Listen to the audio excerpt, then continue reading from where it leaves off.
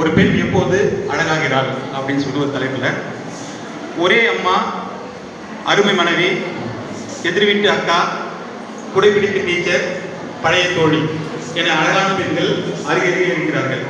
இருந்தாலும் ஒரு பெண்மை எப்போது அசல் அழகாகிறது? தெரு மணலில் நீலக்கோடுகள் இழுத்து தாண்டி ஆடுவாளே அப்போதா?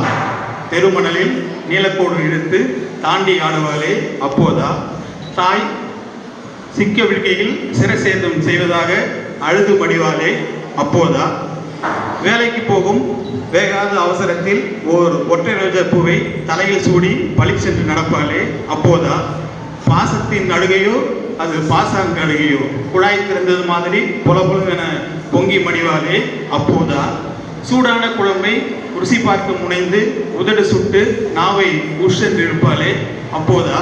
மேல் சட்டை கூட்டுக்கு கையசைத்து விட்டு தாவணி பந்தலுக்குள் தஞ்சம் புகுவாளே அப்போதா? இப்படி எத்தனையோ தருணங்களில் ஒரு பெண் அழகாய் மிளிர்ந்தாலும் என ஈர்த்தது இரண்டு தருணம். ஒன்று ஊனுயிர் தரித்து குழவியாய் இருக்கையில், மற்றொன்று கூர்மையில் விழுந்து கிழவியாய் சிரிக்கையில் பேரழகாகிறாள் ஒரு பெண் என்றார் பா. விஜய். நன்றி, வாழ்த்துக்கள். எங்கள் மாணவ செல்வங்கள் மற்றும் பேராசிரியர்கள் அனைவருக்கும் மழை தின வாழ்த்துக்களை தெரிவித்துக் கொள்கின்றேன். எங்கள் மாணவிகளுடைய படைப்புகள் இப்போது வரிசையாக, முதலாவதாக நிவேதா பிகாம்